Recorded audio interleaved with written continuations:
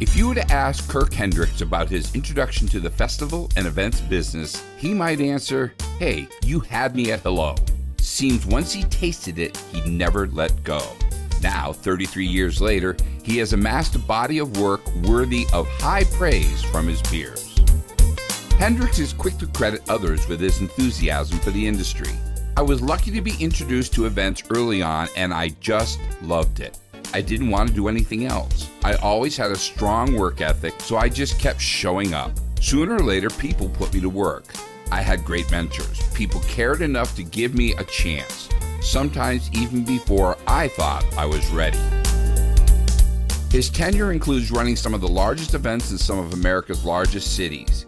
He has served as CEO of 3 of the IFEA's largest member organizations, collectively 18 years at the helm of the 500 Festival, Las Vegas Events, and the Parade Company. He has had major impact in the jobs he has held and in the communities he has served, and he has willingly shared his expertise in the development of others.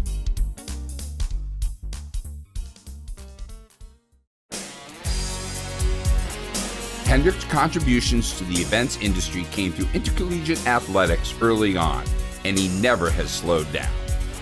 He was assistant commissioner of the Midwestern Collegiate Conference, spent time as associate executive director of the Freedom Bowl football game in Anaheim, served as associate executive director of the Fiesta Bowl, and was assistant commissioner of the Pac-10 Conference. One of his lasting legacies is leading a dramatic turnaround of America's Thanksgiving parade in Detroit. The community was unsure of the future of its 65-year holiday tradition. It had decided to close its doors, regrettably, as the parade was a civic unifier in an otherwise divided city. Losing the parade signified a huge blow to community spirit. In an attempt to turn around this pending loss, they hired Hendrix, who turned massive financial losses into major financial gains, restoring the production quality of the parade and returning it to national television, ultimately on CBS. Due to this remarkable turnaround, city leaders approached him once again to assume management of another Detroit institution, the International Freedom Festival, now making Hendrix responsible for Detroit's 2 largest public events. Y'all still want me to come with you?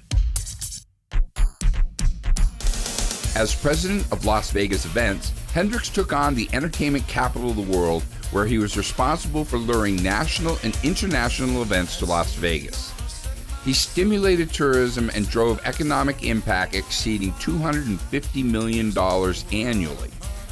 He elevated both the quality and quantity of activity, producing or promoting 45 annual events, NASCAR, NHRA drag racing, college football and basketball championships, film and music festivals, and world championships of rodeo and equestrian show jumping. He received the Las Vegas Chamber of Commerce Tourism Award for his work. Hendrix recalls producing Las Vegas New Year's Eve celebration, a massive fireworks show which ran from tip to toe down the Las Vegas Strip. It was the first time the casinos had ever come together to celebrate collectively, he said. There was a lot riding on it, so I reached out to people I could trust, the Zambellis, to produce the show.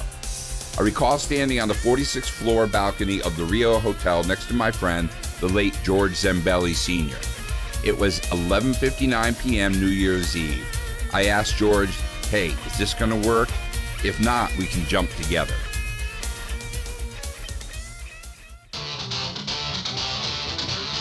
Once again, Kurt was on the move, this time to the center of the racing world, Indianapolis. Hendrix's work at the 500 Festival is to produce and promote events that celebrate the Indianapolis 500, the world's largest single-day sporting event.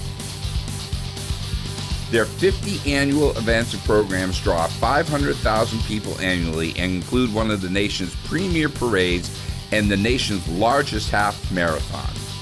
The mini marathon has grown from 23,000 runners to nearly 40,000 during his tenure.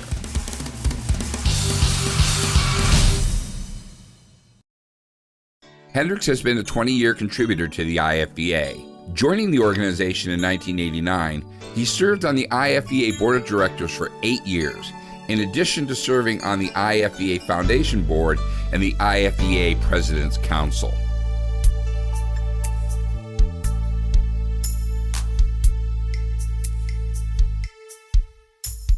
Hendrix says he has been touched by it all. This business is part art, part science. It's heavy on people management, and that's the bonus. I have met some of my closest friends doing this. The topper is I met my wife, Amy, at an IFEA convention. So you could say this industry has shaped me professionally, personally, and matrimonially.